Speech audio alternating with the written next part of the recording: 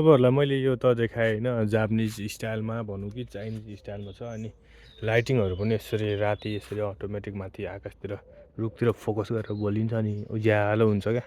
अनि यस्तै गरी मैले देखाउन चाहेँ यहाँनिर कमलको फुलहरूको चाहिँ यस्तो हुन्छ। कमलको फुल हो कि कुनको फुल थाहा छैन त्यो त होइन। अनि यहाँ चाहिँ पार्कमा बिचमा पोखरी छ। अनि पोखरीमा बस्ने ठाउँहरूमा चाहिँ काठहरूको यस्तरी नेचुरल डिजाइन गरेको छ क्या। यो डिजाइन चाहिँ हाम्रो इगल हुन्छ नि, चराको पखेटा हो होइन।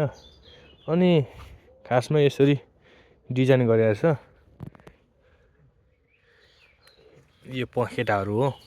अनि यो टाउको, यो आँखा भयो, ठोट भयो है, ठोट छ। ठ्याक्कै चराको डिजाइन गरेको छ। अब मान्नै पर्छ। अब यतिको नर्मल एउटा फलेक ठ्याक्क राख्दै पनि हुन्थ्यो होइन। वेल्डिङ गरेर फलाम राख्दै पनि भयो नि त।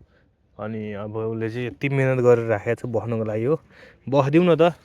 अनि यस्तो राम्रो पोखरी छ यहाँनिर टक्क बस्यो होइन। गयो हो क्या दो कता हो गयो क्या हो भनेको त होइन रहेछ। अनि यहाँ चाहिँ कछुवा चाहिँ बबालै एकदमै लटप रहेछ त्यो कछुवा चाहिँ। माछा पनि होला।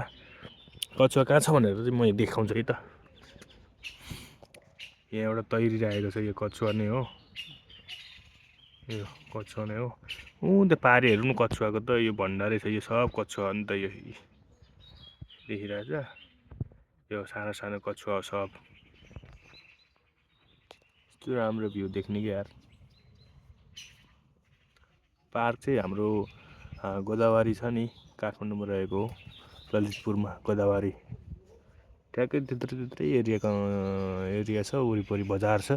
हाम्रो वहाँ चाहिँ जङ्गल छ भने वरिपरि यसको चाहिँ मार्केट छ।